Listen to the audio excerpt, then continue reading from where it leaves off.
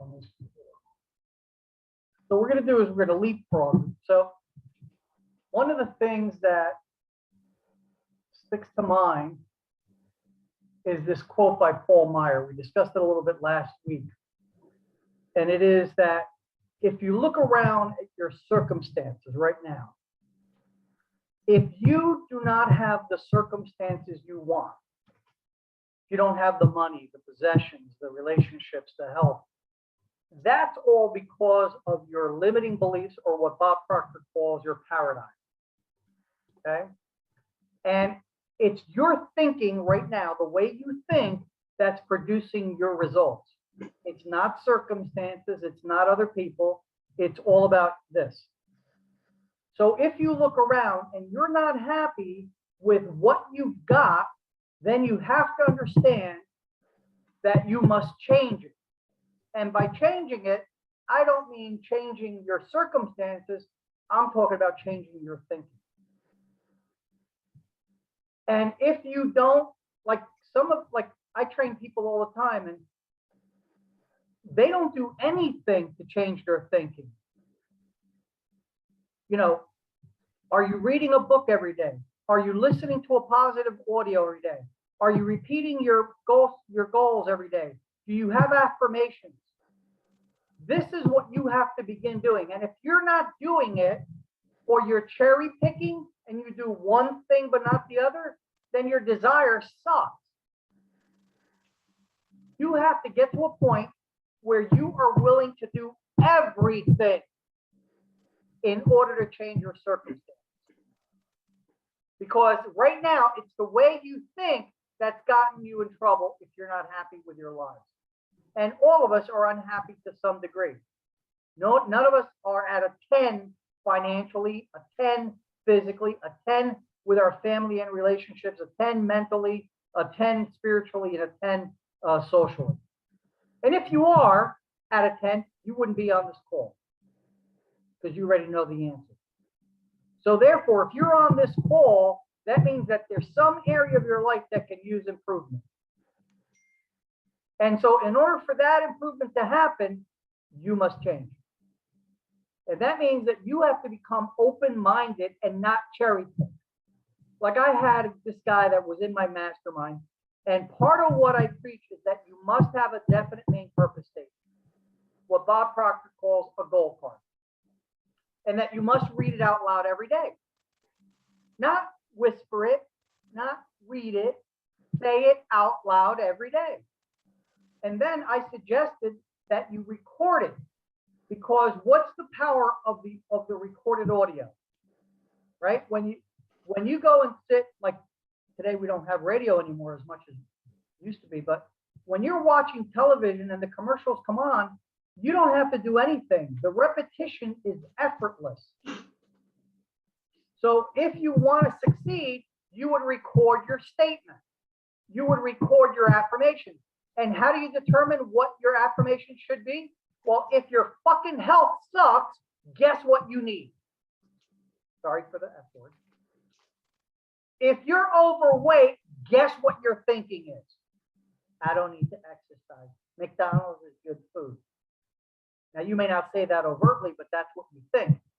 90 to 95% of our behavior is automatic.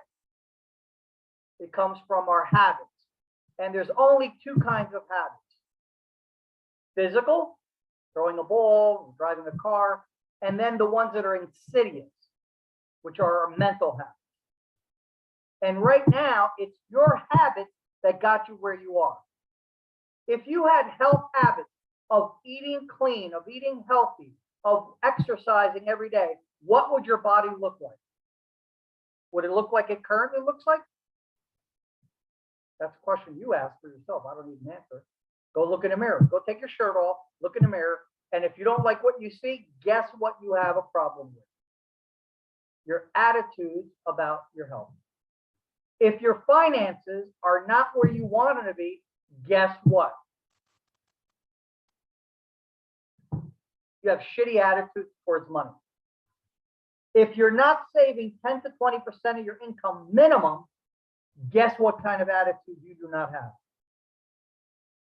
savings attitude. If you have a lot of credit card debt, guess what your attitudes are about buying stuff that you can't afford and shouldn't be putting on a credit card. If your relationship with your children sucks, guess what your attitude is about your children. Now we can find excuses, oh, life gets in the way, I work a lot of hours. That's bullshit. You know that, I know that, everybody knows that, right? That's a story you tell yourself to justify your behavior. So what I want the people that are on this call today is to make a decision to stop cherry picking. And I'm going to lay out for you what you need to do. So whoever's not on this call, guess where they are in their lives. They're not here because, well, number one, I didn't send out an email blast, but once you sign up for the Zoom call, you get an email reminding you of the call, right? They do send out an email, right? Yes, no, thumbs up, thumb down. Did you guys get an email? Yeah. I didn't notice one. You registered with Zoom? No email today. Nothing from Zoom? I didn't get Nothing one. today. Zoom is supposed to send it once you sign up for the, because it's 13 classes. Once you sign up, they're supposed to send out an email telling you, hey, there's a class coming up today. All right. I so- just clicked on the link. That was all. Figuring it was Thursday night. I have an email autoresponder that I do an email blast, but I didn't know I had a date tonight, and I didn't know if I'd make it back in time. We can discuss dating some other time. You get to meet a lot of people that you have nothing in common with. But so here's what it is. Look at your lives right now and honestly ask yourself, where am I physically and health? On a scale of 1 to 10. 10 means I'm at perfect health, and it's subjective, but I want you not to bullshit yourself. If you're 30 pounds over where you should be, the word for that is obese. Okay? And how do you determine that? You can do a BMI, Google it if you don't know what a BMI is, and that'll give you a barometer. And then if you're not at your ideal weight or within 5 pounds or 10 pounds, then you have to understand that the reason you're not there is because of your mental attitude. Now, does anybody here not know how to lose weight? Or does everybody understand how you lose weight? Would anybody like to tell me, how do you lose weight? Diet and exercise. Yeah, you take in less calories than you burn. To lose 1 pound, you have to take in 3,500 less calories a week. That's how many calories a day? 500 calories. Now, or you go on the treadmill, or you do some form of exercise that burns 500 calories, and you maintain the same caloric intake. And by God, you will lose weight. All the people that say, oh, it's my metabolism, it's this and that. When you look at the pictures of the prisoners from Dachau and Auschwitz, and my father was a prisoner of war, after 2.5 years, he came back weighing 55 pounds. So his metabolism was slow. But you know what? When you don't eat, it don't matter. When you don't have enough nutrition, it don't matter. So the reason we're fat is because we eat too many carbohydrates, we eat too many wrong foods, and we don't exercise enough. Look at your finances and set a barometer for yourself. My barometer when I was 22 years old was that I needed to make $100,000 before I was 30, but I set the goal to do it by the time I was 25. That was the barometer. And then later on, the barometer became 200 and 300 and 400 and 500, because that's progressive realization, right? We got to move up, because $100,000 back in 1993 is not worth $100,000 like it is today. So we have to progressively increase it. Look at your social life. Do you have one? Perhaps you no longer have one. And where do you see yourself on a scale of 1 to 10? And what I want you to do is write these 6 areas down on a sheet of paper, and then next to them, give yourself a number ranking. Financially, on a scale of 1 to 10, where am I financially? I'm a 5. Okay. Circle. Physically, where am I with my physical health and my physical appearance and my health? On a scale of 1 to 10. 10 being that you're at your ideal. Mental and educational. Do you know what happens with most people after they graduate high school or college? They never read a book again. When was the last time that you read a book that was a nonfiction? And do you read a book that has something to do with either developing yourself or helping you with your business skills? Could be a book on communications, could be a negotiation, whatever it is. Bob Proctor, for almost 60 years, made a decision when he was 25 years old, and that was that he would read Think and Grow Rich every day. And he never missed a day. Now, does that mean he read the entire book? He read 5, 10 pages, whatever it is. What do you read every day? I studied Think and Grow Rich for almost 3 years. And even though I haven't maintained that habit as well as I used to, I can still quote Bible and chapter and verse on many of the chapters because I studied it. And guess what happens when you study something? Does anybody know here how humans learn? How do we learn? Repetition. Bingo. Repetition. So why do you want to study one book over and over again? Get it Repetition. really clear. Okay. So let me put it to this way. So let's say I took up martial arts. So I go to the first class and they teach me 3 moves. I'm a master now, right? I can go and kick ass, right? After that? No. What do I have to do? I have to go back to another class and another class, learn more moves, and do what with each of these moves? Repeat them, right? And then what happens after maybe 2, 3, 4, 5 years? I've learned all the moves and I have mastered executing them. Through what? Repetition. It's no different. When you read Think and Grow, when I pick up Think and Grow Rich today, it is a different book than when I picked it up and I was 23 years old. Same words, but the book is completely different. You know why? Did the book change? You changed. I changed. Same thing with you. Every day that you read that book, you are changing. When people say people don't change, that's bullshit. You're not the same person you were 5 years ago. You know, some of you have more hair. Some of you, like me, have less hair. Some of you, like Lisa, that I can't see, and Susan, became more beautiful. Steve, can't see him either. I don't know if he's good looking or not. Wayne, I don't know what he looks like. I can see Larry and I can see Jay. So the thing is, we change all the time. But the main thing you have to look at is that right now, you are the sum total of your attitudes and your habits. And that controls your life. And if you don't have in your life what you want, it's not your circumstances. It's not your other people. It's not your mother and father. It's not the government.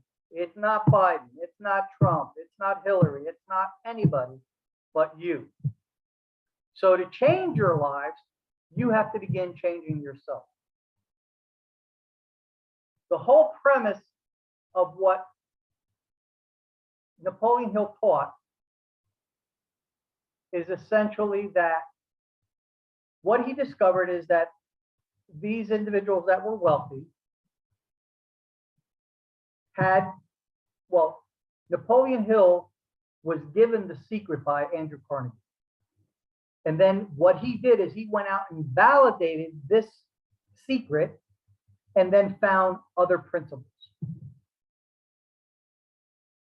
So if who we are is a result of our self-image, how does our self-image get created? Anybody know? Anybody want to volunteer even if you don't know? just to get some interaction here? Come on, somebody besides Jay and Larry. Is it all right if I call you Larry, Lawrence, or do you prefer Lawrence? Larry is much better. Okay. Susan, can you tell us how our self-image gets created? Lisa, Wayne, Steve, Elias? By what we think. Yeah. So according to Dr. Maxwell Maltz, and he wrote an incredible book called Psycho-Cybernetics. And if you haven't read that book, please buy it or get the audio. You know what? You can see it for free. You can listen to the audio for free on YouTube. Go to YouTube, type in Maxwell Maltz, M-A-L-T-Z, and there it'll be. Now, why is it that we all think that Crest is a toothpaste, Mustang is a car, and that Tide is a detergent? Why do we believe that? Spaced repetition. Repetition, spaced repetition. And did we have to sit there and study that? Like we took notes, like we're doing today? Hopefully you guys and gals are taking notes. Did we have to take notes and study for it like we did in school? No, it was effortless. Why was it effortless? Because we just sat sitting in front there. of yeah, we sat in front of the TV and the commercial came on, right? And even today, with so many people still no longer, like we were in my generation, we were forced to watch those stupid commercials. We didn't have remote controls back then, right? You had to get your butt up and change the channel, and there's only 3 channels. That's when you went to get a snack. Right? But guess what? You're in the kitchen, and what are you hearing? I wish I was an Oscar Mayer wiener. That's what I truly want to be. Because if I was an Oscar Mayer wiener, everyone would be in love with me. So we learned, isn't that great? How many years has that been gone? Right? A long Program. time. I pledge allegiance to the flag of the United States of America and to the republic for which it stands, one nation, under God, indivisible, with liberty and justice for all. How many years has it been since I said that? Yet it's stuck in there. Do you think that repetition impacts me? You may say, well, just gibberish. It impacts me. Why do you think they made us stand up and salute the flag and say that stupid thing? Because they wanted to program us to be good citizens, right? In Russia, they did it with their own flag, and other countries, they did it as well. So if who we are is a result of our thinking, then how do we change who we are? Change our thinking. Change our thinking. All our paradigms, and what is a paradigm? Anybody know the definition of a paradigm? A paradigm is a collection of attitudes and habits. That's all it is. And it could be a positive paradigm or a negative paradigm. If you get up at 5 o'clock in the morning and you repeat your goal statement out loud and you listen to a positive audio and you read for 10 minutes a book, is that a positive paradigm? Yeah, because what's going to happen? You're going to change. So what you must be thinking of is your rituals, your morning rituals. What do you do to own the day? If you get up in the morning and you keep doing what you've been doing, you're going to keep getting what you've been getting. So there has to be a decision to change. So the first thing you need to do is ask yourself, what do I really want? What do I want? Right? Step 1, right? Can you guys see the screen? It says what? Fix in your mind the exact amount of money you desire. Does everybody see that? Yes. Now you could take that first line and change it, because it doesn't have to be money. It could be fix in your mind the exact college you want to go to, fix in your mind the exact home you want to purchase, fix in your mind the right health that you want or physical appearance, fix in your mind the relationship that you want, fix in your mind whatever it is that you want. That is the first line. Napoleon Hill chose money because this book was written in 1935 or 37. 37 is when it was published. It was written in 35. And we were just coming out of what? A friggin' depression. So what was on the people's mind? Money. And in America, we never stop thinking about it. We're totally money focused. So if you understand that who you are is a result of your attitudes and habits, and your paradigm is your conditioning. That's how you've been programmed.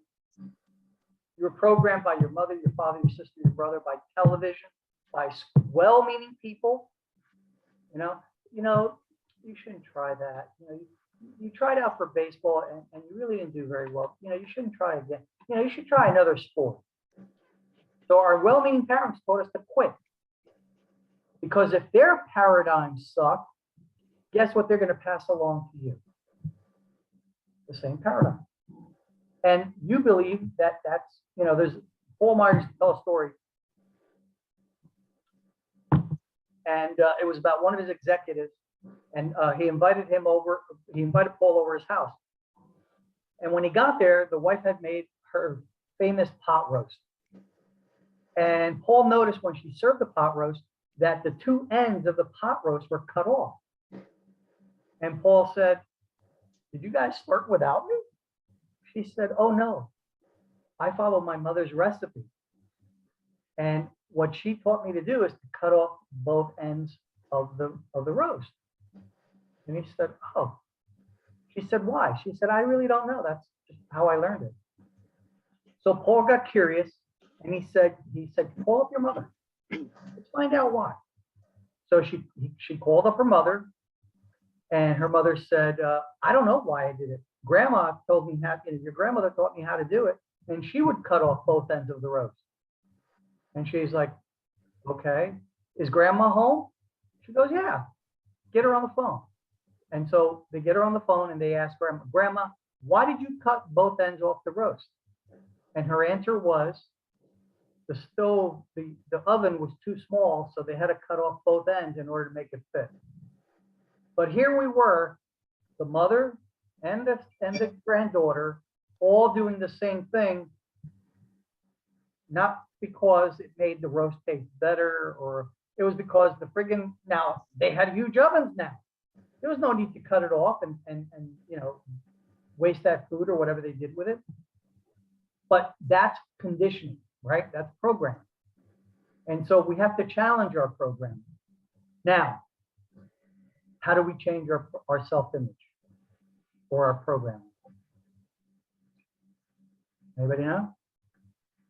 Some of you do. I know. Change how you think. Huh? Change how you think. How do we change our way of thinking? How do we? Yeah. By repetition. Right. So in order to change the way we think, we have to first figure out how we got to be thinking that way in the first place, right? And that's through affirmation, right? Auto-suggestion. And does that mean, when Napoleon Hill says we have to control our thinking, what does that mean? Control our thinking. Does that mean we sit there and we censor our language and that's the way we control it? No. You have scripts already running through your head. Programming, right? I wish I was an Oscar Mayer. That's a program. I pledge allegiance. That's a program. It's a script, isn't it? So you have to change the script. And you have to create a script of how you do want to be. When I was 25 years old, I was having a problem with decision making. Now, I read the chapter on decision. In almost 3 years, we ran through each chapter 4 times a year. So that's 12 times I read it, but I read it a couple of more. Because what didn't make any sense to me is what Napoleon Hill said. He said, successful people have the habit of making decisions quickly and changing them slowly, if at all. Unsuccessful people make decisions slowly and are constantly changing their decisions. And while I understand it, I have a knowledge of it, it wasn't internalized. You see, you may say, well, I read Think and Grow Rich, I know how it works. The thing is, are you doing Think and Grow Rich?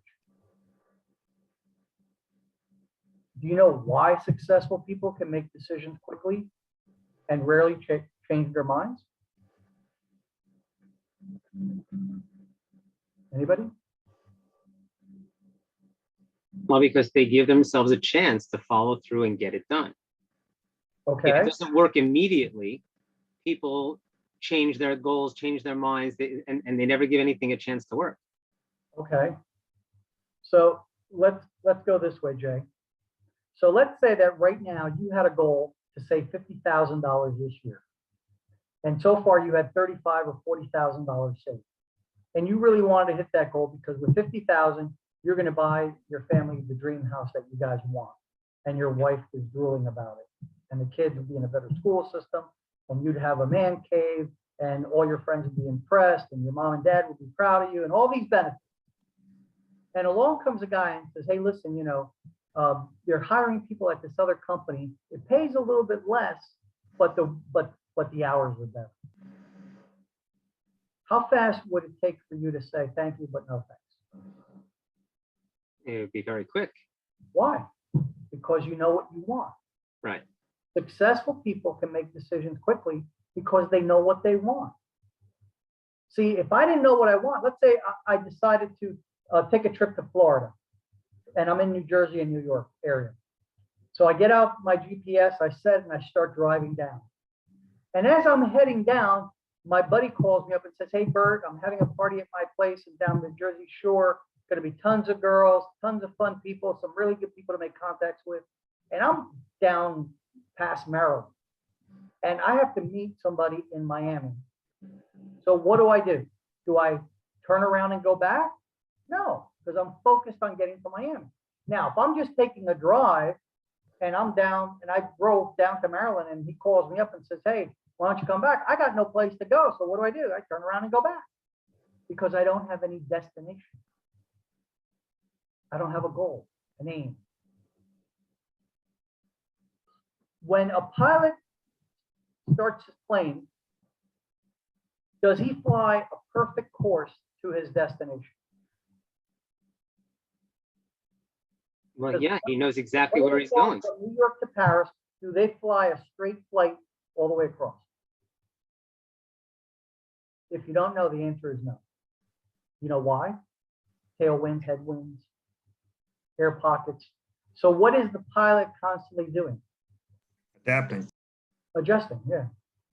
But see, he knows where he's going, but he's going, if the plane starts, getting pulled too much to the left or the tailwind flies too high or there's not enough of a tailwind, he has to accelerate faster to get there on time. And so he's constantly like you're driving a car, right? If you grab the steering wheel of the car and try to drive straight, what will happen after a while? Will the car go a little bit to the left or a little bit to the right? Yeah, why? Because the road isn't perfect, right? Even if you have perfect alignment on the car, it's still going to get pulled by the road.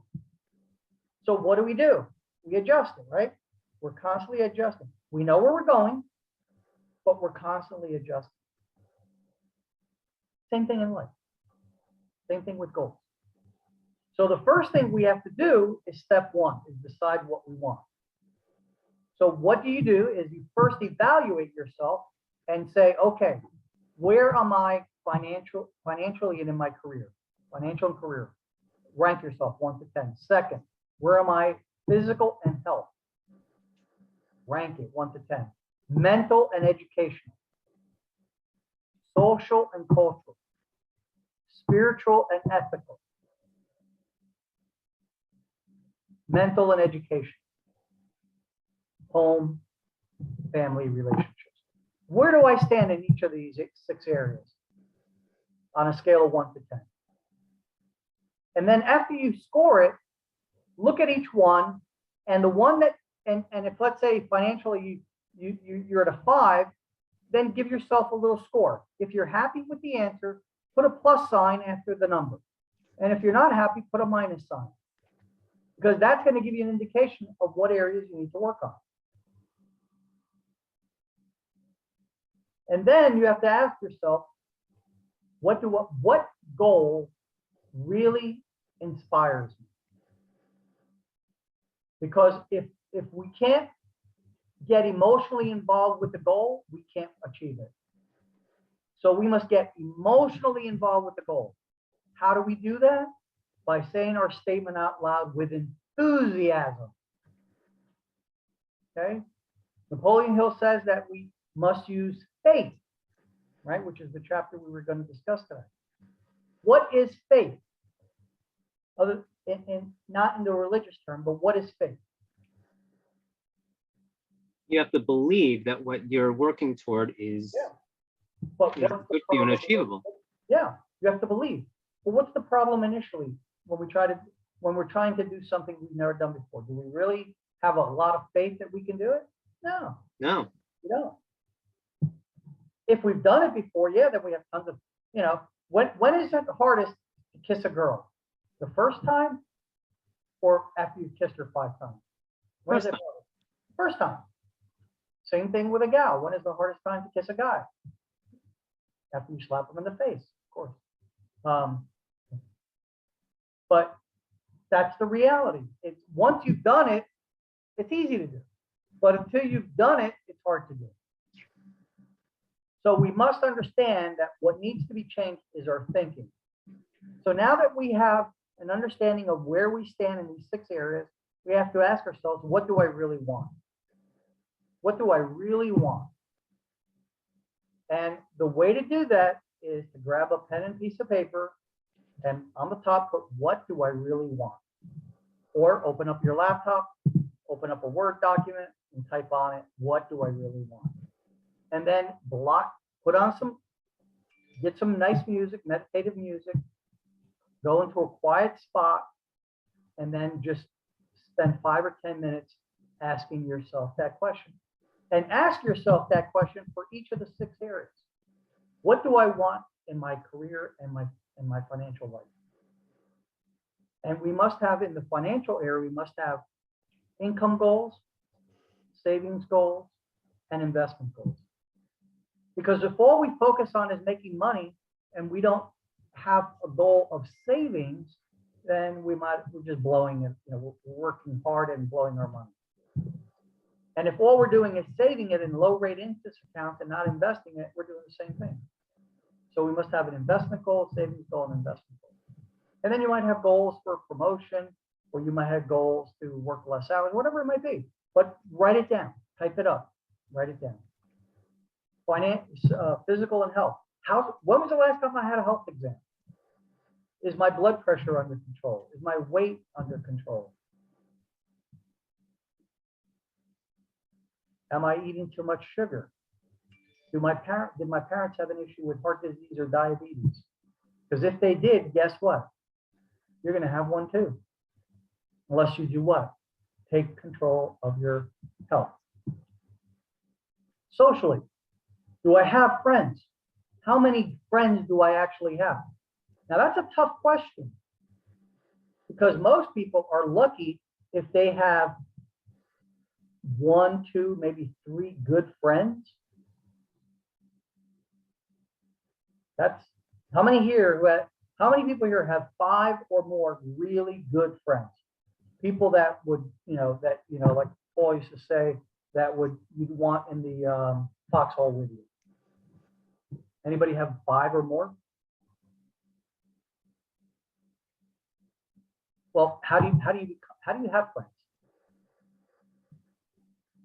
Paul had an affirmation. It said to have a friend, you must be a friend.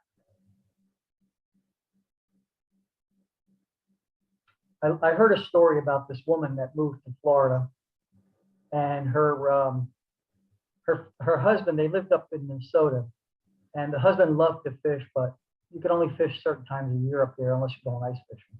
So they moved here to Florida. They were semi-retired, and he loved it here. He would go out fishing every weekend, and sometimes more often than that. When he wasn't fishing, he was playing golf, and he had a busy lifestyle. But the wife never did anything. And so one day, my buddy sees a moving truck in front of their house, and they'd only been here for maybe 7 months. So he sees them, and he had struck out a friendship with the husband. And he says, "Are you guys moving somewhere?" He goes, "Yeah, we're going back to Minnesota." He said, "Why? You bought a boat. You're always on the golf course, or you're fishing. You love it here. You got the grandkids coming down. Why would you go back north?" He said, "My wife doesn't like it." He said, "Why not?" she says she's been here 6 months and none of the ladies in the golf club or in the neighborhood have made any attempt to meet her and spend time with her. Said they ignored her. Said, oh. Well, he says to the guy, well, you know, not to be critical, but I never see your wife out of the house at all. He said, yeah, she's kind of shy. And he said, yeah, I get that. He says, but don't you think that the other ladies may see her behavior of never coming out and never being sociable as maybe she doesn't like them, and that's why they never approached her?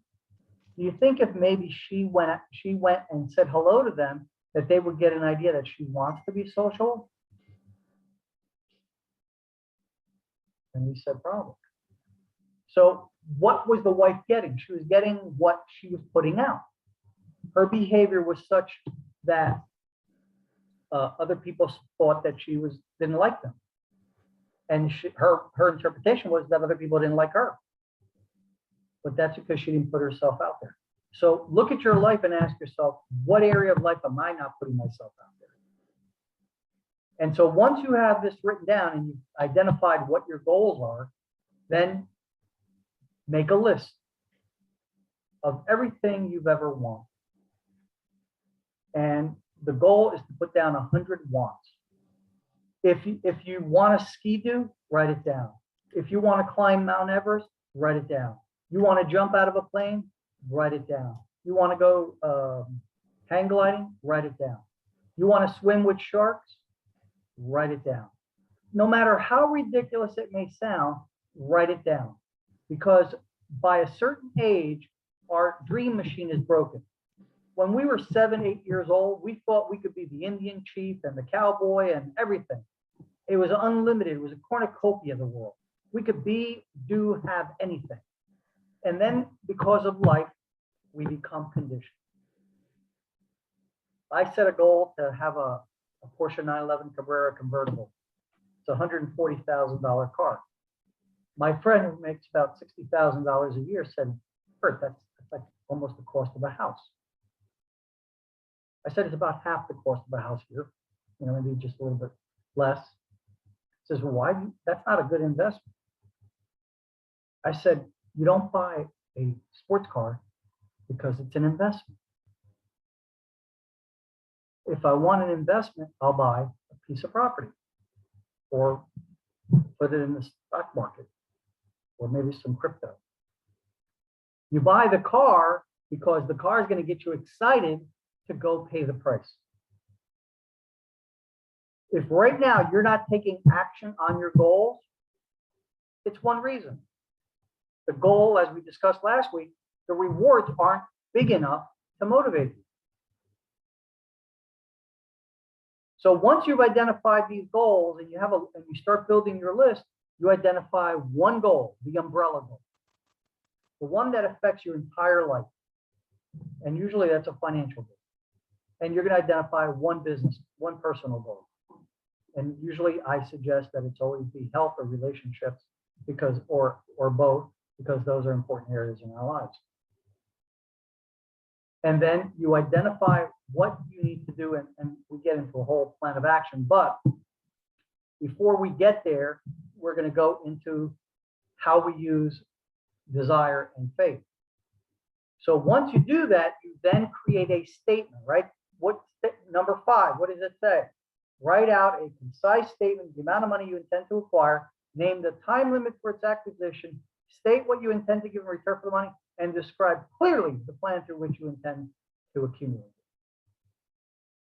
So you create a statement or you create a goal card, right? Doesn't have to be anything fancy, 3x5 card. And what do? You put on there what your goal is. And what do we use? What do we use with the goal card or with the statement? Auto suggestion, spaced repetition. So now we have to form a ritual of what we do. So if we normally are up by 7, we get up at 6:30. And what do we do in those 30 minutes? We set up the day. So we spend 5 minutes reading our statement. And we need to get emotionally involved with it, right? We have to get enthusiastic about it. But sometimes you can't do that. So what I used to do is before sales calls, I had affirmations that I read. I am a great salesman. No one has earned the right more than anybody else to see this prospect. I have empathy for them. I have compassion for them. I can see the end result benefits of having my product or service. I'll make the sale and I'll make a friend. What's behind the door, I cannot tell, but this I know and know it well. The more I open, the more I sell. When I have everything to gain and nothing to lose by trying, I by all means try. I'll do it now. That got me to the door and I knocked. And usually I was so pumped up. So I started doing that. And one day, as I'm reading my affirmations and driving, because after a while they become memorized, the Rocky theme comes up, Eye of the Tiger. And all of a sudden, the music with the affirmation just pumped me up. When I knocked down that guy's door, he felt my energy because he jumped back after we opened it. Because I was like, I was on fire. I walked in there and the guy said, young man, I don't know what you're selling, but I'm gonna buy it. That's how hard of the sale was. Because I was so enthusiastic. And we're talking about life insurance. Not exactly the most exciting. You know, we're talking about a boat. We're talking about a boat or a Porsche, right? We're talking about insurance. By the way, if you don't have pictures of the things you want in life, you're never going to have them, right? So if you find a picture that you like online, download it, then go to CVS.com, send it to them. These are like 34 cents. And they're not glossy, they're matte, but they're good. You can put them on I get multiple copies. I have one on my dashboard of my car. I have these that I put around here. Then I have the bigger version, which is all 4 of them. And then I have other things that are part of my life. And I do a couple things. I spend time every morning seeing myself already in possession. Because what does Napoleon Hill say? First, you must hold it where? You must first hold it in your mind before you can ever hold it in your hand. You have to see the goal as materially accomplished. So you get up in the morning, you do your affirmation, you maybe play the Rocky music or whatever song you like, and you do it for 5 minutes and get yourself all pumped up. Then you go to your vision board and you look at the boat and you say, wow, you know, that's really cool. And you say, and you visualize and you say, wow, I'm going to put this in the Gulf. And what I'm going to do is that when I get it, I'm going to take a ride over to Houston and hang out and have maybe breakfast over in Houston, maybe then go over to California and hang out over there maybe for the weekend. It's only a 35 footer, so I can't take it out on open water. At least I don't believe so. I'll find out. So if you read about a boat being capsized, you know it's me. But I can have fun in the Gulf. Right? I can take this boat and go down to Annabelle Island, and I can go down to Key West. That's not open water yet, right? I can still have fun. $150,000.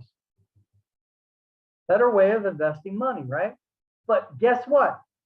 I'm not going to get excited and be willing to pay the price for buying a new house. But I'll get excited about taking the boat out, going down to Key West, hanging out, sleep sport. So some people might get invited. So I see myself already in possession of this. What else do I need to do? So the first thing is I want to write out a statement, right? What I call a DMPS. Number 2 is I want a visualization board or pictures of the things I want to have in my life. If I want a sexy, attractive, caring, loving, affectionate, loyal girlfriend, I need to have a picture of what that looks like, Jennifer Aniston. Right?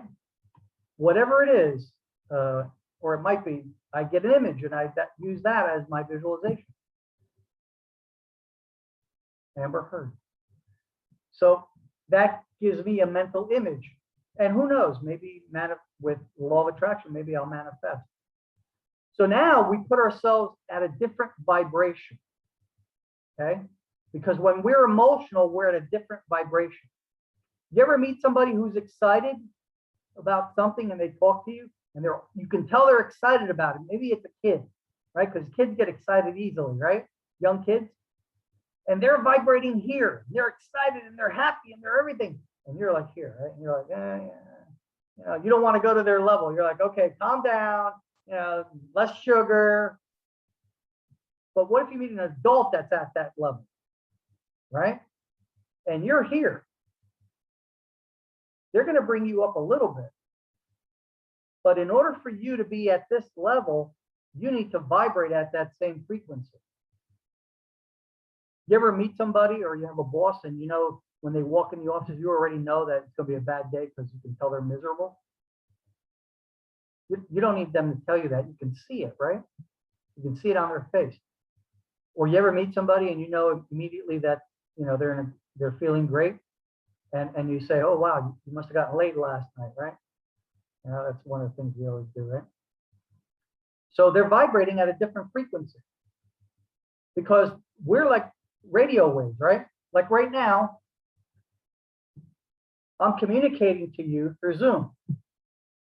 In order for you to receive my transmission, you must be on the same frequency as me, right? If my frequency is off, I don't get to communicate with you. Now, some of you might be here in Florida. Some of you could be on the East Coast, on the West Coast. Some of you could be in other parts of the world.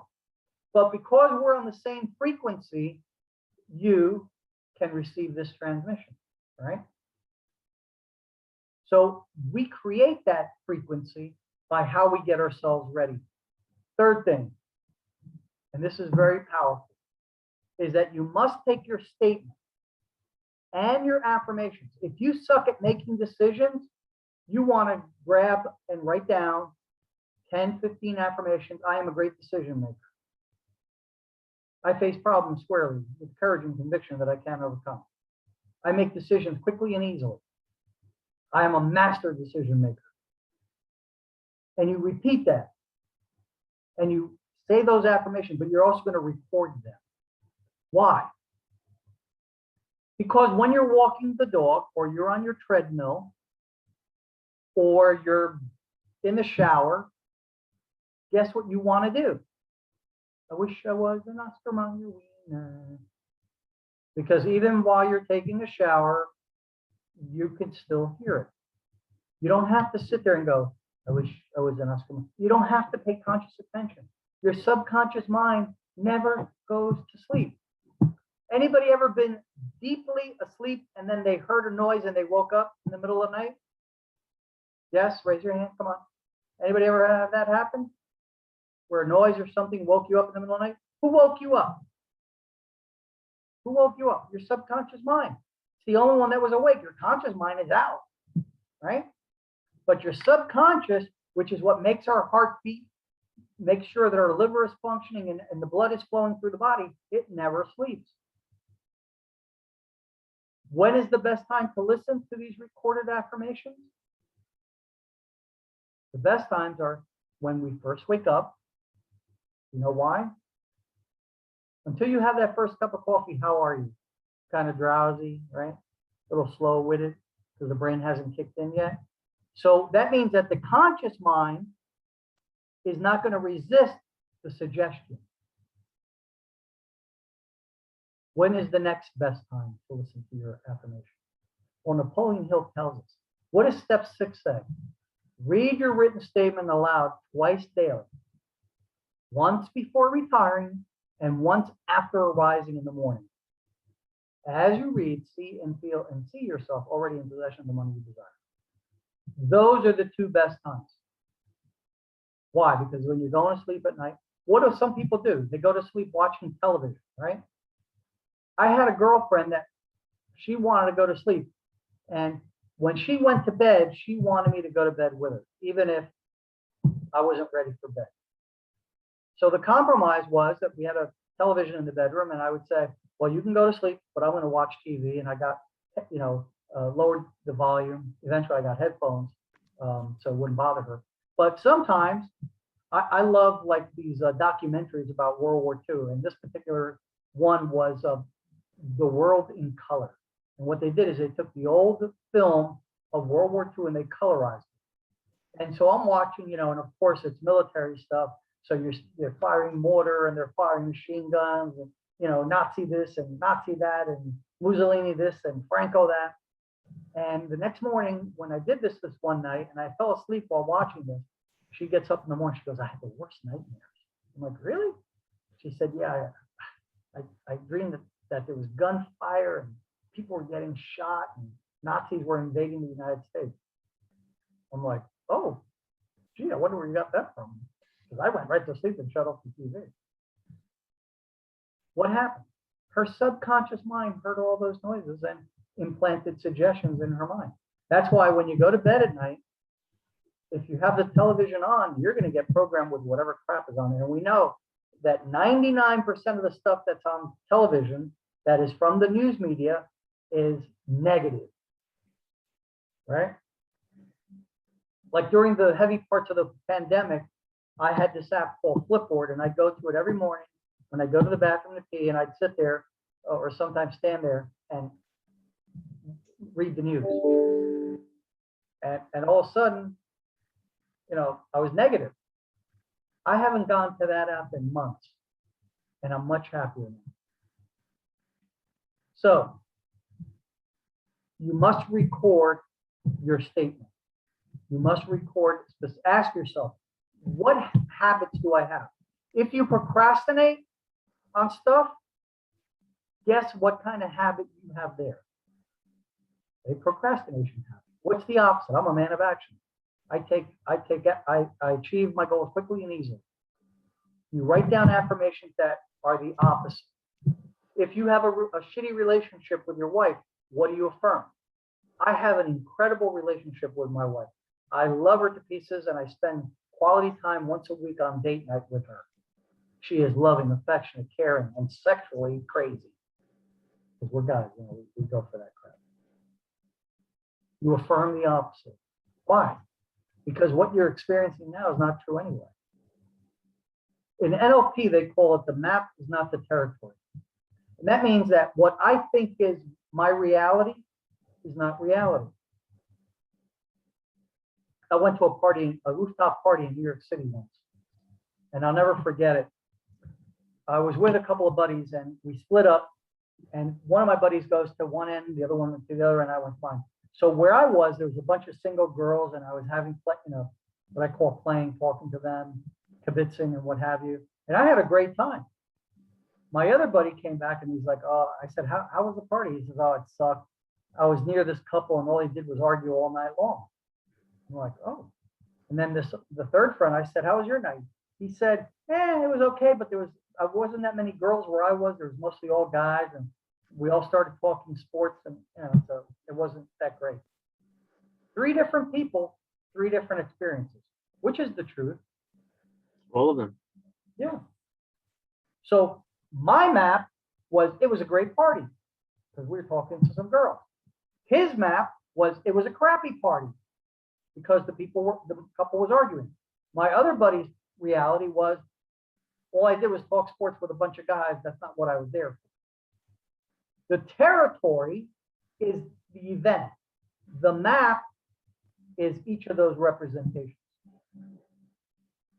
I remember one time it was pouring rain and I was going to an appointment. So I had my suit on, and back then I used to buy like $400 or $500 suits. That was what you did. So it's pouring rain and I didn't have AAA because I was very macho. I had to get out and I took off my jacket and I went out and I changed my flat tire. Well, after trying to do that for a few minutes, I got back in my car and I was like, if I call the towing service, it's gonna be like $150. What a bang out. And I called the towing company. They came out and changed the flat tire. Now, for me, that was a horrible, horrible day. I got soaked. I ruined the pants to the suit. And I blew $150. How was the day for the guy that came with the tow truck? It was great. We made 150 bucks. He did $150 because some schlep like me couldn't change a flat tire in the pouring rain and ruined his suit. So what's the truth? Is it that I'm a schlep? Or is the truth that his version of reality is right? Now, as an example, I wouldn't even go into it. I mean, I think we leave out the point. So the third step is that you must record it. Now, once you record it, you want to loop it. Now, you can get this app if you have an iPhone. It's called Audio Loop, or on Android, it's called Looper, Looper, and you can record your affirmation or your statement, and then you can put it on repeat. And guess what you're going to do? You're going to listen to it when you first wake up in the morning and you're laying in bed. And if your girlfriend or wife doesn't want to hear the noise, well, we have enough technology today that we can pull out one of these doohickeys, stick it in our ear, and listen to it ourselves, right? If we don't have anybody, like I don't have anybody in my bed at this moment, I can just turn it on and listen to it. As I'm drifting off to bed, what do I want to have? What do I want to be thinking of 90% of the time? Starts with a G, ends with an L. Anybody want to take a guess? The goals. The goal. Because when my goal is embedded in my subconscious mind, what does my brain begin to do? Look for solutions. So if I need money, it'll help me find money. If I need ideas, it'll help me find ideas. If I need people, it'll help me find people. Whatever it is I need to accomplish the goal, if I keep the goal clearly in my mind and impress upon it in my subconscious with emotional intensity, then my mind goes to work for me. And that's called manifestation. That's the law of attraction. You cannot attract to yourself anything that your thoughts repel. And any thought that you repel will never come to you. So if you believe that the economy is horrible because of the pandemic or whatever, then you're going to repel prosperity. Napoleon Hill says in the chapter on faith that people that are poor have negative attitudes towards money. They think poor, and therefore they attract poor, because we know that whatever we focus on is what we attract. And how do we control our mind, Lisa? By changing the script, by consciously focusing on our goals and the affirmations. So there's an exercise I want you guys and gals to do. And Bob Proctor has a nice beginning to all his affirmations, which I've adopted as part of our DMPS. And it is essentially, I am so happy and grateful now that. Okay. I am so happy and grateful now that. So what I want you to do is I want you to think 1 year from today. So the way you would do it is I usually pick my birthday. So I would put down, it is February 20th, 2022. And I am so happy and grateful now that. And now what you're going to do is describe in present tense, positive, what is going on in your life. So for me, it's, I am so happy and grateful now that I'm driving my beautiful 911 Porsche Carrera down the sun-drenched palm tree laden roads of Florida. My sexy, affectionate girlfriend sits by my side. My income, I have $100,000 a month in passive income coming in. I love my lifestyle. I get to do what I want, when I want, and how I want. There are no restrictions on what I can do. So, and then you talk about what areas. You're going to put something in for each of the 6 areas. I am physically fit. I weigh 165 pounds. I have a lean, fit, muscular body. My blood pressure is well in the normal range. My heart is strong and healthy. Women are attracted to me. Men admire me and want to be me because of my physical ability. I have 5 friends that I can truly call friends. I am educated. I read at least 5 books each month that help me grow and develop. I listen to a positive audio every day. You know, and then we got, okay, so I have an incredible relationship with my girlfriend. I pay attention when she speaks. We go out on date night once a week to a new restaurant or a new place, and we do fun and exciting things. We keep the spark alive. If you want to keep somebody in your life, a wife or girlfriend, significant other, you must do what you used to do before they became your wife or girlfriend, the courting stage. Remember that? So if you used to take them out once a week, you still need to do that. You still need to pay attention to them. You still have to court them, because the moment you don't, somebody will, and that leads to divorce. 60 to 70% of all divorces are started by who? Anybody know? 60 to 70% of all divorces are initiated by men or women.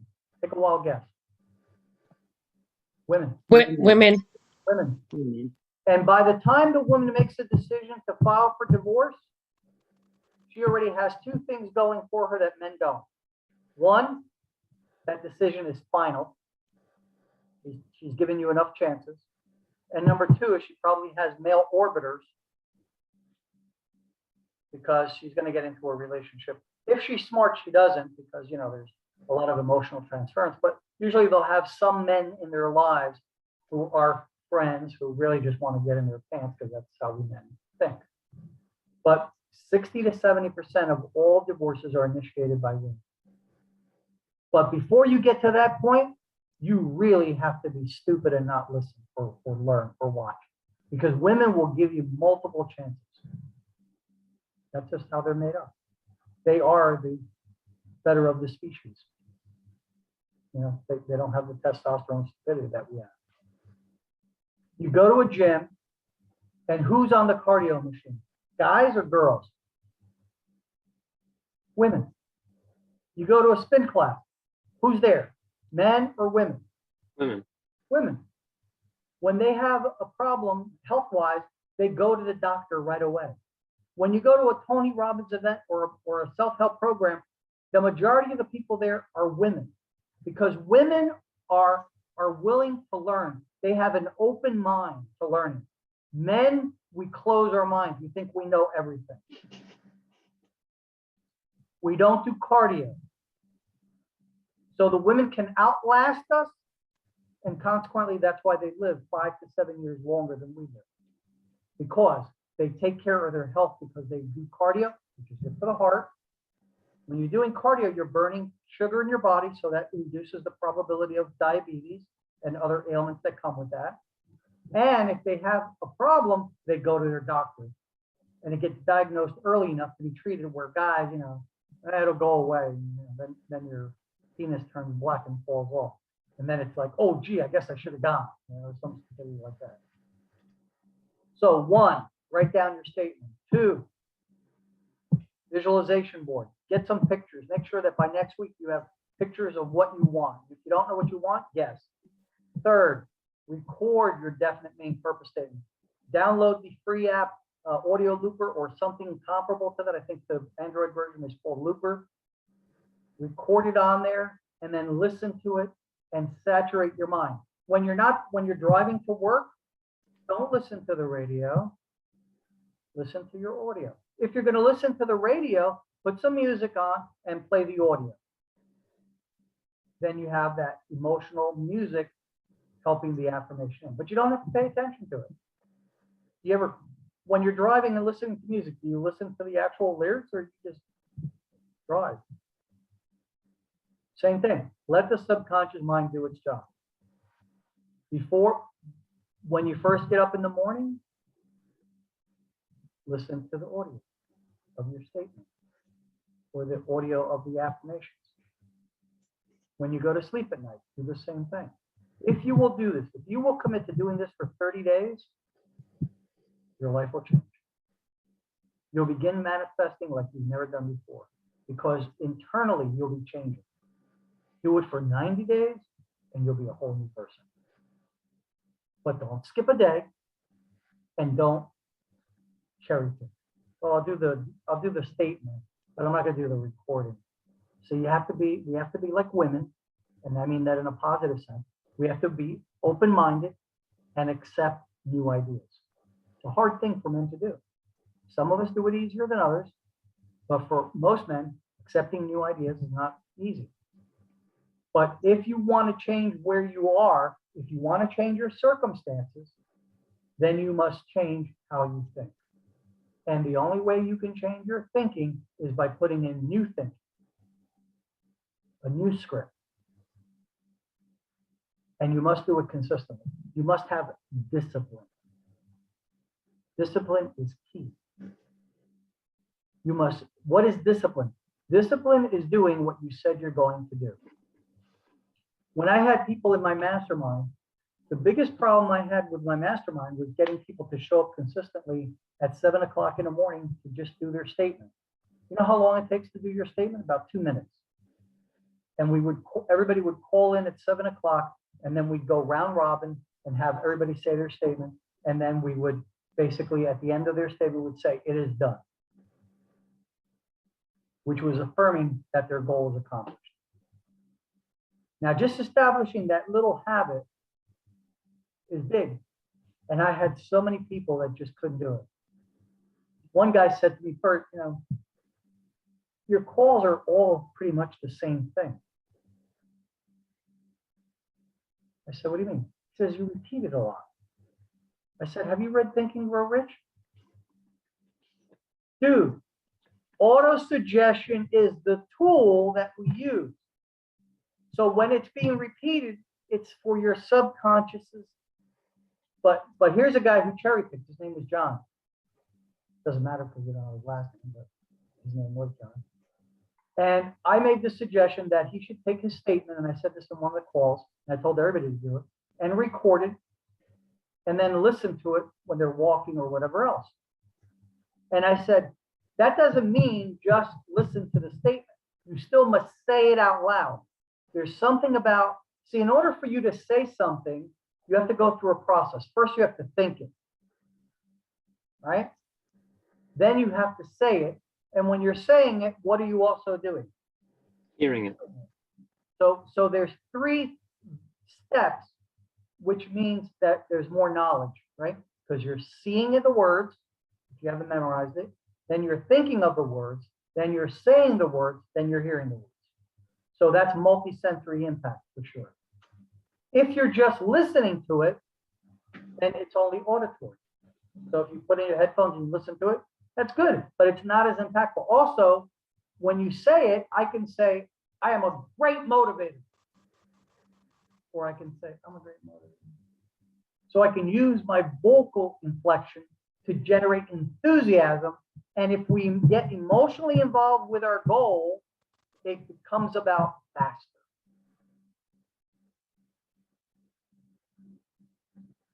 Emotion is the driving force. It's what drills it in. Now, there's impact and there's repetition, right? I think I shared this with you guys and gals. If I told you, if I took a 10-inch nail and I said, drive this nail into a piece of 2x4 with one lick, as my buddy used to call it, it'd be impossible. You'd have to have a really good eye to be able to hit the nail on the head. You have to have the power to drive it through completely, a 10-inch nail into that piece of wood with one stroke. That's impact. If I said, drive the nail into a piece of wood and hit it as many times as you need to, it's a done deal. I could give it to a 6-year-old kid and he'd just sit there banging away at it. It's emotion that creates the ocean. It's emotion that drives that affirmation, that statement into your subconscious mind. And once you're thinking of that statement pretty much all the time, your subconscious mind is now free to go to work helping you manifest it. And like I said before, You'll have the people if you need the people, the ideas if you need the ideas, the money if you need the money. Whatever it is you need to achieve your goal, your subconscious mind will figure it out. I was talking to this client, and we were talking about the difference between men and women and how we process information. When a guy has a problem, he caves up, right? We'll go and we won't be talking much. We'll be thinking about the problem, looking to come up with a solution. And then when we come up with a solution, then we implement and we're back to normal. Our behavior is normal. But until then, we're inside our head. We're figuring out the problem. Women don't understand that about us because how do women solve problems? Anybody know? They talk to their friends. They talk among their friends. That's how they process the information. We don't do the talking until we know what we're doing. That's just how we're hardwired. Doesn't make it good or bad. It's just what it is. So when a woman sees a man caved up and not paying attention to her because he's focusing on a problem, she doesn't interpret that as he's going through his process, because that's not her process. Her process is to talk about it. So what does she want you to do? Talk to her about it. And what don't you want to do? Talk to her about it. Because that's not how we are programmed, right? So we have to understand those differences, but we have to understand that we need to use that repetition to immerse ourselves. So write out your DMPS. Find pictures, lots of pictures that indicate where you want to be. Record your DMPS, record affirmations that help you in each of the 6 areas, and then write down 1 year from today what you want your life to be like. It is February 20th, 2022, and I am so happy and grateful now that I'm living in my beautiful $1 million condo on the beach in Clearwater.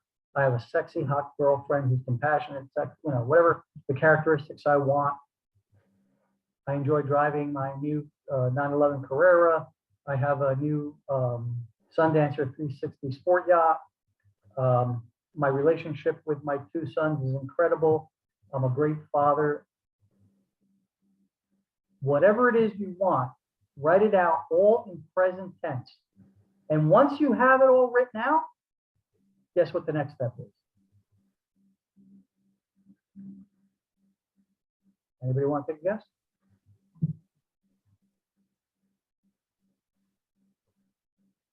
I'll give you a clue. I wish I was an Oscar Mayer. Record it. Why? Because you're going to listen to it. You're going to listen to it when you're instead of sitting in front of the TV at night, listen to the statement. Instead of whenever you can, you listen to it. Because the more you saturate your mind with these thoughts, guess what your brain is going to be focusing on? And whatever we focus on, we attract. The thing about what Napoleon Hill says in the chapter of faith is very important. And you should write this down, put it on a 3x5 card and look at it at least once a day for the next week or so. And that is fear and faith cannot exist in the mind at the same time. So if you're thinking fearful thoughts, how do you get rid of them? You focus on thoughts of faith. What does that mean in our nomenclature? You focus on your goal. And I also want you to write this down. A lie written down on a card and repeated often becomes the truth. Or as Herman Goebbels said, even a lie repeated often enough becomes the truth. So if you start saying that you are making $100,000 a month in income, and that's realistic for you, let's say, the big goal. And if you repeat that often enough and you begin to believe it because you're emotionalized with it, because you don't want 100,000. I don't want $100,000 a month. What I want is that $1 million condo, that $140,000 car, that $150,000 boat, that hot, sexy girlfriend, which has nothing to do with money, which is what I want. The great relationship with my sons, being able to help them financially, leaving a trust behind. Whatever it is that I've identified as my goal, that's what I want to focus on. And if I don't focus on that, I'm not going to attract it. And it doesn't matter right now, today, if I believe it or not. Why? Because even a lie, repeated often enough, becomes the truth. The problem is, will you do what I'm suggesting here, or will you cherry pick or not do anything? Well, again, getting back to how we started this, you are where you are and what you are because of the dominating thoughts that you have allowed to occupy your mind. You can't, the behavior that got you to where you are today is not the behavior that's going to get you to where you want to be. If you look around you and you don't have the money you want, the relationships you want, the love you want, the health you want, the whatever it is that you want and you don't have, that's because right now your paradigm is broken. The good news is we can change it. How do we change it?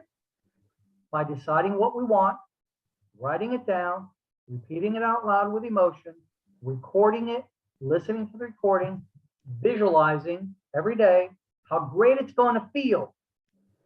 I mean, look at this thing. You know how great it's going to be in this boat and just cruising down the Gulf of Mexico?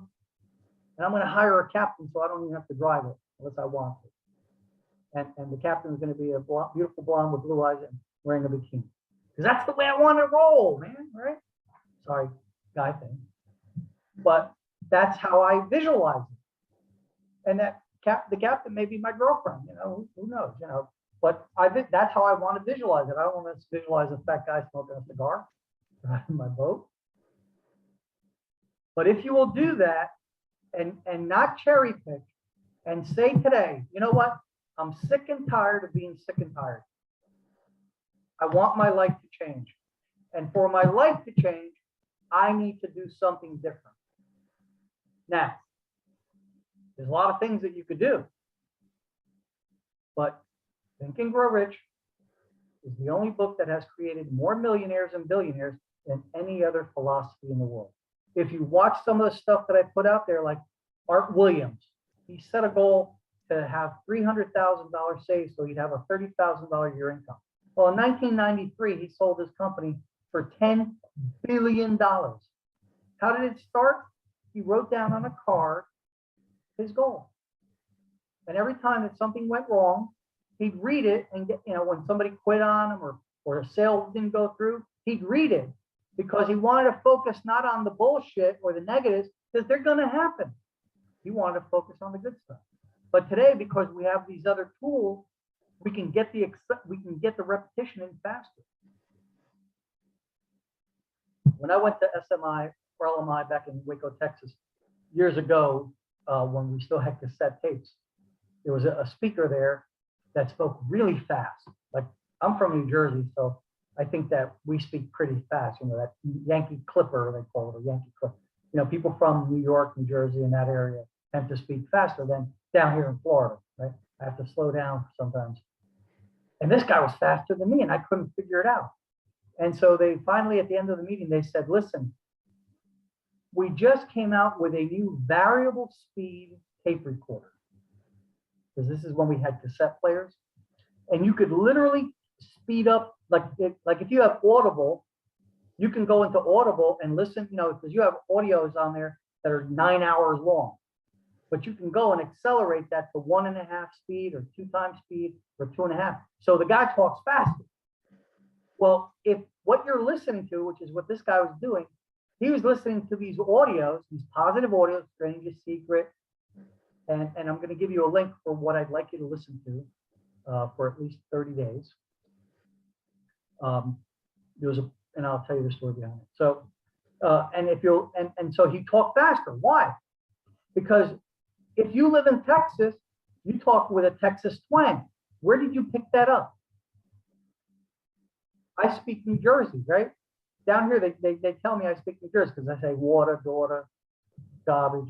You know, I enunciate those to make the point.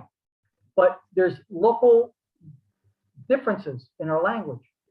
Well, where did that come? So if you're listening to an audio that's at 2 times speed, guess what? How your mind is thinking? 2 times speed. So you're going to talk about this guy. That's what happened to this guy. So now I listen to all my audibles at 2. Like I started out at 1.25, then I went to 1.5, and 1.5 was tough. Then I went to 1.75. Now I'm on 2. So I get that information much faster because my thinking is, if I'm gonna, you ever try to upload a program into your computer and it says program will be fully completed in 6 hours. And you're like, okay, I'm gonna go take a walk because I ain't gonna sit here and watch it. Well, those audios are downloading information into me. So what do I want to do? I want to get that information in there quickly. So let me stop the share.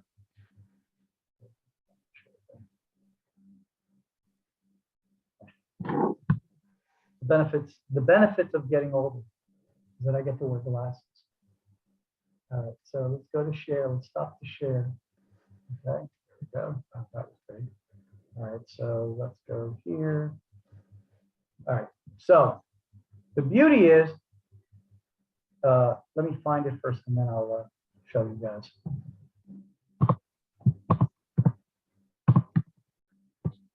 So the first thing you have to do is you have to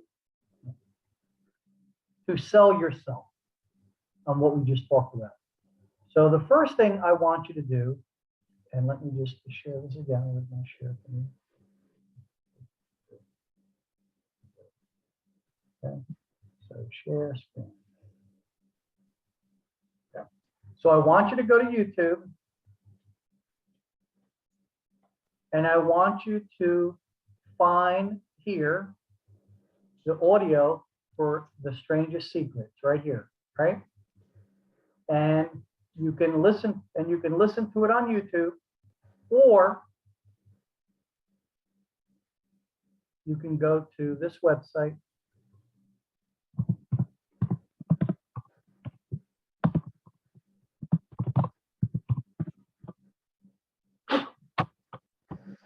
Okay. So now if you go to, where's my mouse? You go to this website here, right? And let's say I want to take this video, okay? And I'm just going to do it quickly. So I take the link for the video. Can you guys and gals see this? Yes. Okay. Then I go back to the Ripper, I paste in the link, and then I hit convert. And then it's going to download, I download MP3, then it's going to convert that video to an MP3, an audio file. Wow. Once it's ready, I then upload it to YT Player, YouTube Player, what's the other one for Apple? The Apple Player, and you put it on your cell phone, right? So I want you to listen to The Strangest Secret. This is a very powerful audio. 25. Usually by that time, we're not only making Now, this is the first audio which was published in 1959 by Earl Nightingale. It was the first recorded written voice, not music, but voice, that sold over 1 million records. There has been no other recording that has spoken word recording that has achieved that. Music, people that do songs, they've done that, but nobody else has done that.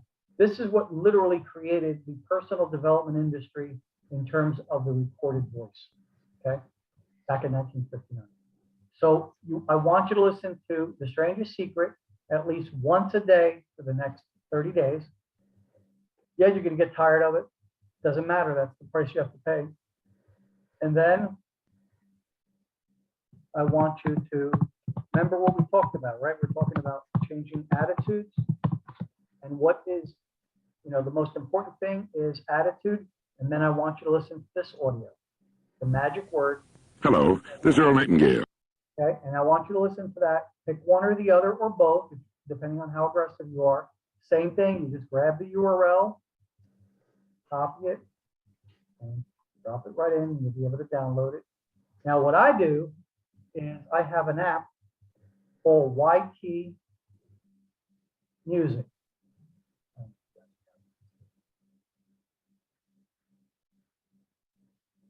So YT Music, it's YouTube Music. It's a free app.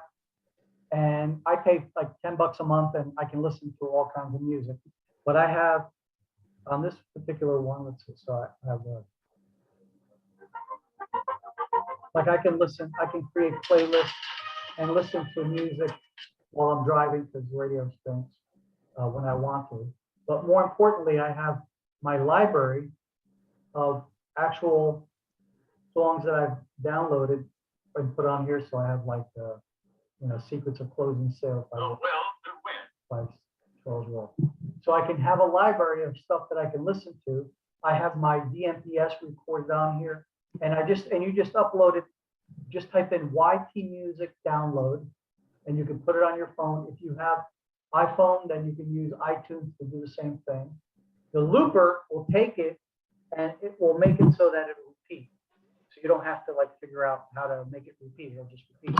So you can take that audio while you're sleeping and listen to it a few times. Some of them will have it so that you can set it so that it'll repeat for say 15 minutes and then it'll shut off because within 15 minutes you're probably asleep anyway.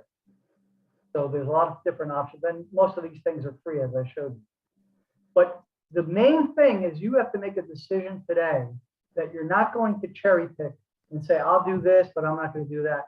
I'm not going to listen to the recordings. I'm not going to create my statement of where I want to be a year from now. I'm not going to write down affirmations. You can't do that. It's a recipe. It's a formula. If you're trying to make a cake and you forget to put in the sugar, the cake's not going to taste as good. You forget to put in the flour, you're not going to have a cake. So it's all about the recipe. And you need to saturate your mind with your goals and then get emotionally involved with the goal. And the thing that generates that kind of motivation more than anything else is pictures, right? Especially, why do you think the porn industry is so huge? Not because they're talking dirty. They got pictures, right? So anyway. So pictures, and lots of pictures. You have a house you want, go take a picture of it. Maybe you can find it on Zillow. That's what I did with my condo. Maybe you have a boat you want, you go to their website. And what I do is I download the picture and then I'll send it to CVS, and for 20, 30 cents, I've got a picture of it. And then I make multiple copies and I'll put one on here by my computer because I spend a lot of time here. I have one on my refrigerator door. I have one in the bathroom. So everywhere I go in my house, guess what I see? My goal, right? And if I'm constantly flooding my mind with images of my goal, guess what I'm going to attract?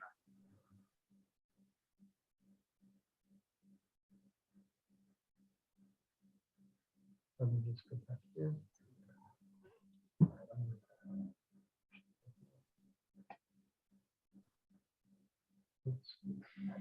So, assignment 1, decide what you want. 2, get some pictures of those things you want. Send them over to CVS. I don't like this. This was like 34 cents. This is like $4 because it's collage. You can get 10 of them for $3.40. And it saves you ink because if you go to try to print it, it's not going to come out as nice on your printer and you'll waste a lot of ink. This is cheap. I found this to be the best option. And then put the pictures where you want. 3rd, so now you got your statement, your visualization board. 3rd, record your affirmation, your statement, right? Record it and begin to listen to it every day. 4th, write down your present tense statement of what you want your life to be like a year from now. Try to include as many things from your list of ranking yourself on a scale of 1 to 10, where you are. I am so happy and grateful now that I'm earning $100,000 in net income from my global enterprise business. I am so happy, healthy. I am happy, healthy, and wealthy. I am heart strong, physically fit. I'm a lean, fit, muscular, 165-pound man that women find irresistible. Or if you're a guy, that guy is finding irresistible, whatever. And so, and now you want to record it. Why? Because you want to saturate. One exposure to new material changes nothing. And now you want to saturate your mind. And if you go through your life for the next 30 days, following these steps, and listening to the audio, listening to your statement, doing your statement every day, at least 5 times, you're going to find that your decisions start coming from your programming. So when you say, well, I don't want to do that, you're going to have a little voice that says, but you're not going to get that car you want. You're not going to get that boat you want. You got to do that. If you want to change your life, you got to do it. And then get emotional, and then discipline, right? And discipline is just doing what you say you're going to do. Now, there might be days when you don't want to do it. When I set a goal back in 2012 to compete in a men's bodybuilding competition, I had it set up that I found when I trained with guys who were pro level bodybuilders, I found a couple of things about them. Number one, I found out that if you say to them, what time are you going to train? They know exactly what time they're going to train. It's like a job. You know, so Pat used to train at 1 o'clock, Monday, Wednesday, and Friday. So I would, when I was self-employed, at 4 o'clock, that's when my alarm went off. I got in my car or walked to the gym, and by 4:30, I was working out. No questions asked. My gym bag was, you know, by the door, and I usually, since I'm working out at home, I wore workout clothes all day. And I did that 5 days a week, Monday through Friday. If you call me up at 4 o'clock and say, Bert, what are you doing? Going to the gym. That's what I got to do. It became a habit. See, if we do things at the same time repeatedly, it becomes easier to do because it becomes a habit. And so find a time when you can get up in the morning, because if you start your day focused on your goals and you're excited and you're pumped up, you got that Rocky music, you know, Eye of the Tiger, or the one where he's in Russia. You know, I love that episode of where he's in Russia, because that shows you what really goes on in the human mind. Number one, his wife did not want him to fight. She was afraid that Drago was going to kill him. And because he listened to her and everybody else, he was basically beaten, right? He was like, okay, he's going to beat me. Then he went to Russia, separated himself from everybody, didn't have a gym, trained naturally. And the first thing he did when he walked into that log cabin is he took the clipping of a picture of Drago and he put it on the mirror. And you can watch, if you watch that film, and I suggest you do this weekend, you'll see the transformation that takes place from a scared guy to a guy that's going to kick his ass. You can see that transformation. But he focused on Drago, and he was willing to pay the price. He had the discipline, but he focused on Drago. Finally, the wife came and visited him, but by then his mindset was so focused that she couldn't say anything to deter him. But in the beginning, when you're watching that film, she's like, he'll kill you, Rocky, he'll kill you. Well, you can't fight a good fight if you're thinking about getting killed. So we must adopt that mindset. That's the mindset you need to have about your goals and about everything else in life. You must be absolutely focused on it. And then the rewards are what's going to get you to do the job. So when you pick your goal, pick a big goal, something that gets you excited. You know, when you look at the pictures, I get excited about that boat. I get excited about that Porsche, even though I've had a Porsche before. It's just, you know, another toy.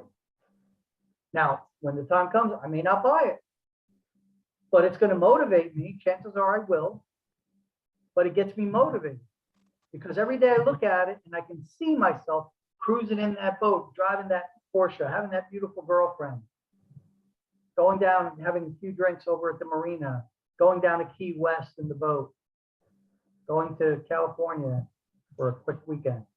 Whatever it is that I can see in my mind, that's what's going to get me excited. What do most people think about? They're not focused on their dreams. I got to pay my bills. I got to go to work. That doesn't get anybody excited. So this is what you need to do. You have to take these 4, 5 steps. The NPS, identify the 6 areas of life and where you stand. Visualization, get pictures, pictures, pictures, and lots of pictures. Go on a picture hunt online, find pictures, send them to CVS.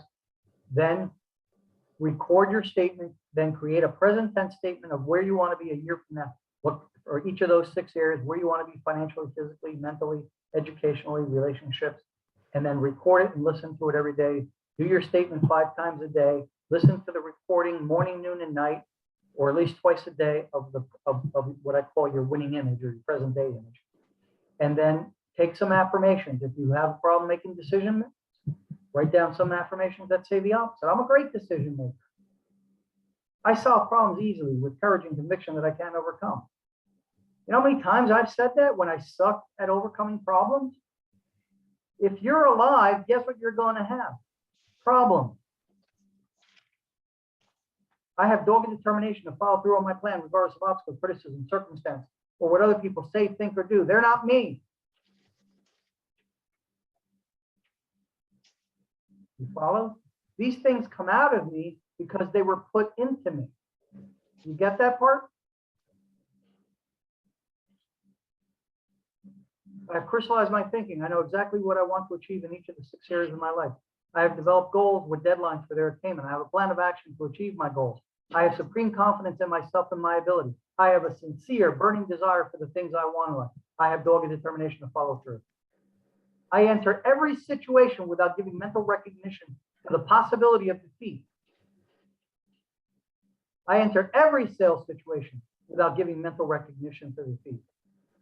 Some people are pant leg salesmen. I'm a jugular vein salesman. If they sit, I sell. I ask everyone to buy a minimum of 5 times. I'll make the sale and I'll make a friend. Why? Because sales to some degree is like walking into a ring. My job is to convince the person why they need my product or service. I can't go in there like Rocky at the beginning of the movie. I don't give my ass, he's not going to buy. I have to walk in there and say, if they sit, I sell. I ask everybody to buy a minimum of 5 times. I'm a master closer. That's what I have to become. See, because you can't become a master salesperson, a master closer, a millionaire, a billionaire, whatever it is you want, you can't do it with your current mental attitude. If you need to be more aggressive in order to have what you want, make a decision that that's what you're going to be. See, our goals are not what we get, it's who we become. Right? So if I, to give it to you from another perspective, if I want to meet somebody who is sexy, attractive, eats healthy, and works out, who do I have to be? You have to be somebody that does those things. I have to be the same person as her in order to attract her. Because if she's concerned about her health and her physical appearance, and I'm 30 or 40 pounds overweight, ain't gonna happen, right? Because if my idea of going to the gym is driving by it, and she's in there 5 days a week, then I need to be at least concerned about my health at some level. If all I do is eat French fries and hamburgers and stuff like that, and she's a pescatarian, then I need to change my diet because that's how I'm going to attract it. Now, if I don't want to have somebody like that, then I need to change who I'm looking to be with. Does that make sense? Mm-hmm. To get what you want, you have to be what you want. So in order to be a millionaire, I have to think like a millionaire. If I want to be a billionaire, I have to think like a billionaire.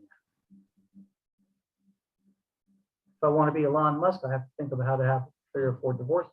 And that's easy. Work 7 days a week, 14 hours a day. But see, I don't want that. I did that. Been there, done that. Not fun. I want to have it all. I want a balanced life. You know, when J. Paul Getty at one time was the richest man in the world. Remember Getty Oil? And they asked him, Mr. Getty, you're the richest man in the world. How much is enough? His answer, just a little bit more. If I'm the richest man in the world, it's a little bit more. You know, my father used to tell me, He said, nobody on their deathbed says, I wish I'd spent more time at work. You know, when we're dying, what do we want? We want to spend more time with our family, our loved ones, our friends. You know, we don't want a bigger car on our deathbed. We don't want a bigger boat. We don't want a bigger house. So we have to put things in perspective of what we really want. Why wait till we're almost dying to realize that what we really want as humans is a human connection? I always say that all humans want three things. They want to be loved, they want to be liked, and to be appreciated. And it starts with loving, liking, and appreciating yourself. Because if you don't like yourself, you don't appreciate yourself, and you don't love yourself, you can't love others. Because it's like attracts like. So you must change your attitude. You know, I was having this conversation with somebody, employees say that he was an inverted pessimist.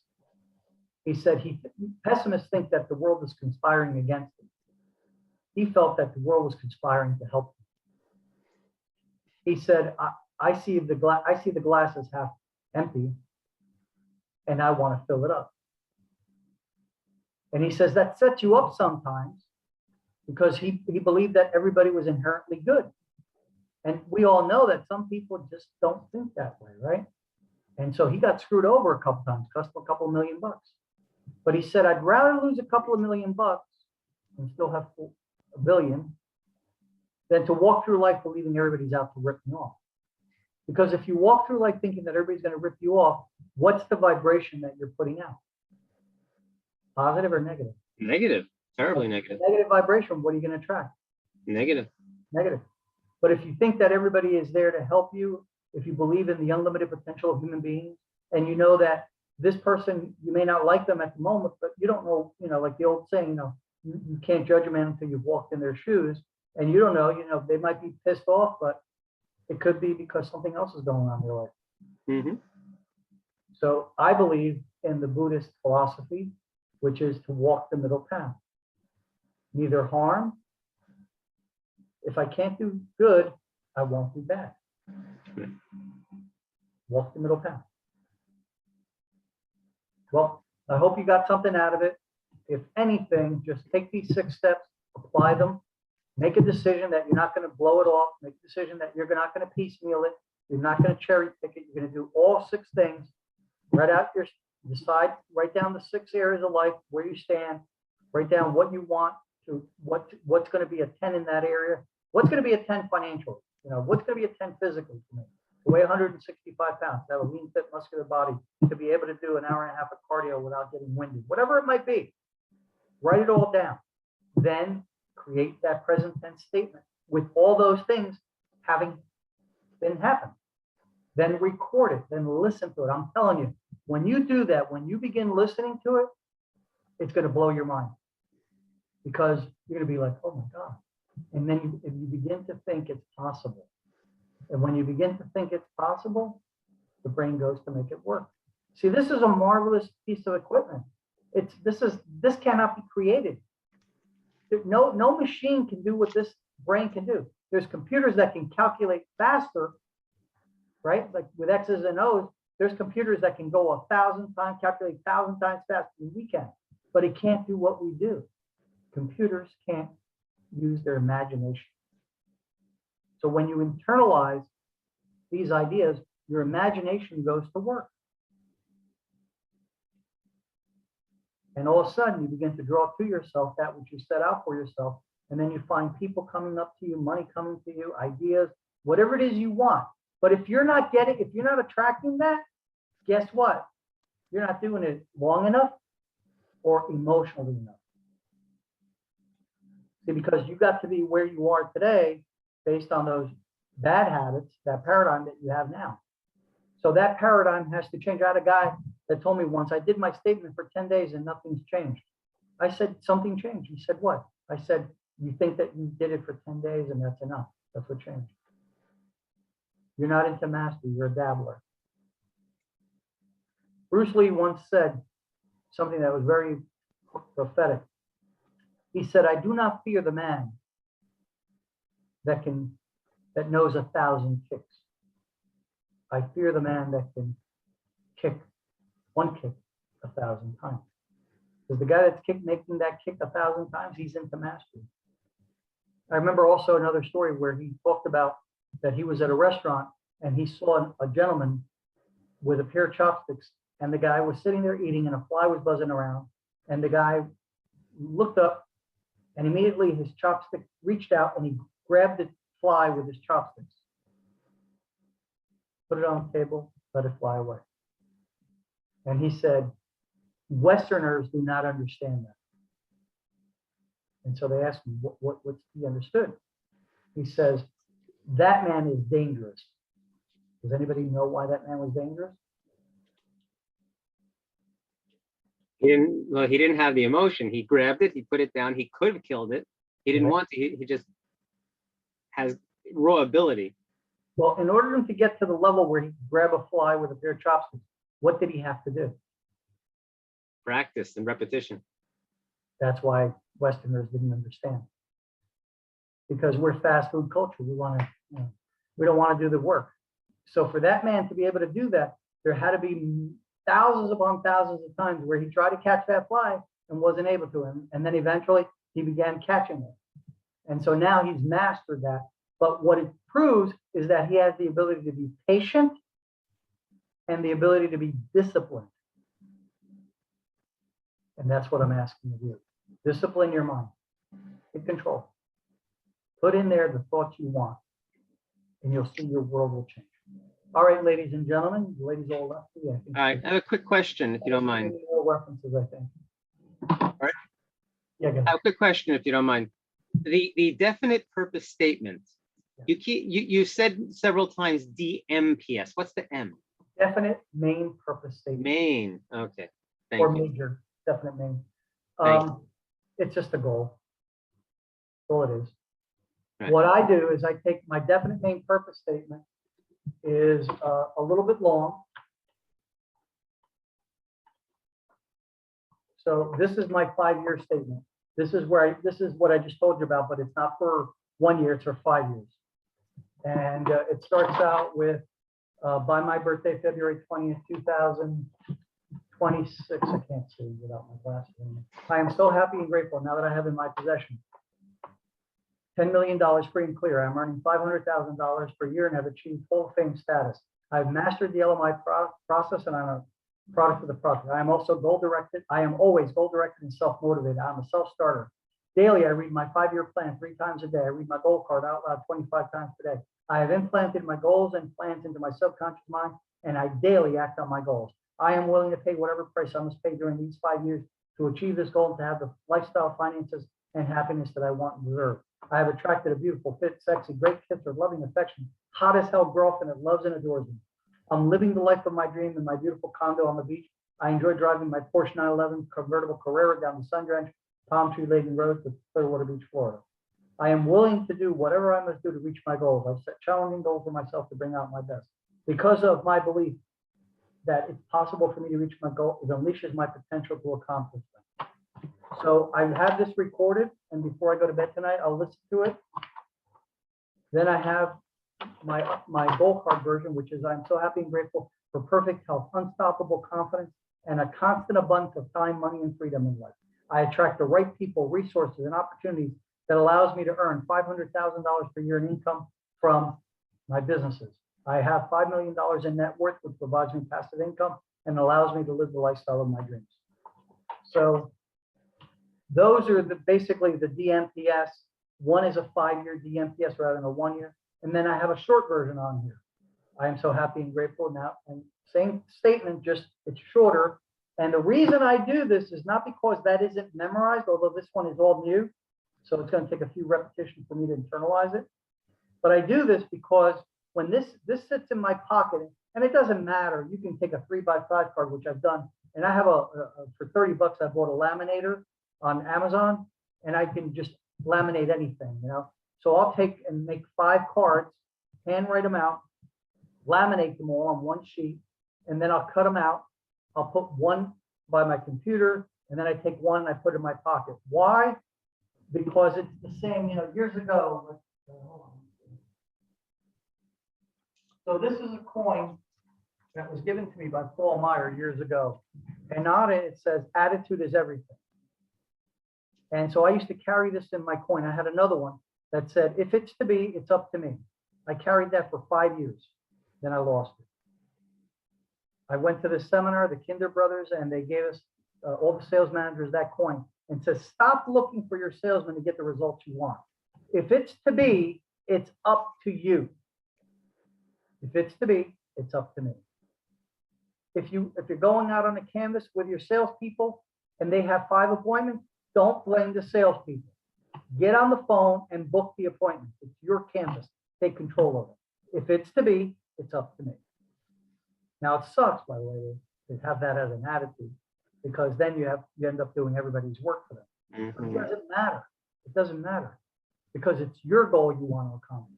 And it was that, if it's to be, it's up to me, that allowed me to become regional vice president. It took me exactly 5 years of carrying that coin and saying that affirmation. And believe me, there were days where I was like, I didn't want it to be up to me because I didn't want to do their job.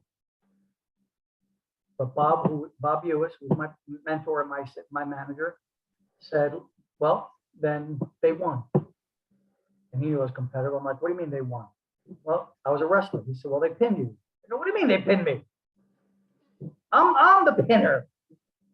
I get the back one. He said, well, you have a choice. Take control of the canvas. That means that you tell them to be here Friday, to make appointments for next week and Saturday. And you make sure that by Monday, you've got 10, 15, 20 appointments set up. And I'm like, yeah, but they don't show up. They said, are you in control of you? I said, yeah. It says, well, then you come in and make the phone calls. Do you know how to make phone calls? Yeah, of course I do. But Bob, if I'm going to do their job, do you want to win? Do you want to win a president's citation? Do you want to get promoted? Do you want the corporate office? Do you want the company car? Do you want the $250,000 salary and bonuses? Do you want the good life? Then don't put your goal on somebody else. That was a tough lesson for me because I had to work a lot harder. I thought I got promoted. I'm like, yeah, I can chill back now, enjoy my life, weekends off. Bullshit. I worked twice as hard. It wasn't until then I got promoted to district manager. And I said, finally, I have control of my schedule. I'll come in at 8 o'clock and by 5 o'clock I'm home and I'll be having dinner with the wife. Bullshit. The only time I had dinner with my wife was on Fridays. And Saturday I used to go in and be there till 1, 2 o'clock. Then I became a regional vice president. Finally, I can kick back. I don't have to work 50, 60 hours a week. And then Marty Leeds, who was the senior vice president, said to me, Bert, you're doing a good job. Now you need to work. And he used to stay in the corporate office at Homedale, New Jersey, till 7 o'clock at night. And if he left and you weren't still there, not good. So what do I do? He says, call. I had 120 district offices underneath. So what did I do? I called every single, I had their phone numbers at home. This was before cell phone. I called my district managers. How's your week going? God forbid you said, I don't know. Because that meant that the next day I was in your office finding out. But that's what my great mentors, they taught me one thing: work and discipline. And always inspect what you expect. Drilled in my head. Attitude is everything. If it's to be, it's up to me. Inspect what you expect. 3 things that were very important for me in my career. And all of them with auto suggestion. And I didn't start using the recordings until later on when, we had tape, cassette players and were able to create them. And then I created my own affirmations and cassette plays. And you walked in if my wife and I were still together, I could put her on the phone and I'd say, honey, when we got into the car, what did we listen to? And she'd tell you those stupid tapes. Now, the boys wanted to listen to music. She wanted to listen to music. Audios. Strangest Secret, Earl Nightingale, Ziegler, my affirmation. So finally, I got the boys the Game Boy, and they would plug in their ears one of them went out and took his allowance and bought a Walkman, and she got a Walkman. So now I couldn't program them anymore. And I thought that I did a good job with my oldest son. My oldest son runs a car dealership, making close to 200 grand a year, company car, owns his own house, owns a half interest in a gym, has a black belt in Brazilian Jiu-Jitsu, has a black belt in Taekwondo. Now he's becoming a deacon in his church. And I was like, chip off the old block. And then I said, one day I said to him, I said, Mark, why are you so driven? He says, Dad, you made me listen to the stupid Think and Grow Rich by Earl Nightingale over and over and over again. He said, that's why you programmed me. He was right. That's a great audio, by the way. Also, another one you should add to your collection. Every day you need to be listening to something positive because there's too much negative coming in. Try it. All right, I got to go. You guys and gals have a great night. Hopefully, Thank you. Good night. Thank you. Good night. next week. Bye-bye, everybody. Thanks, guys. You got it.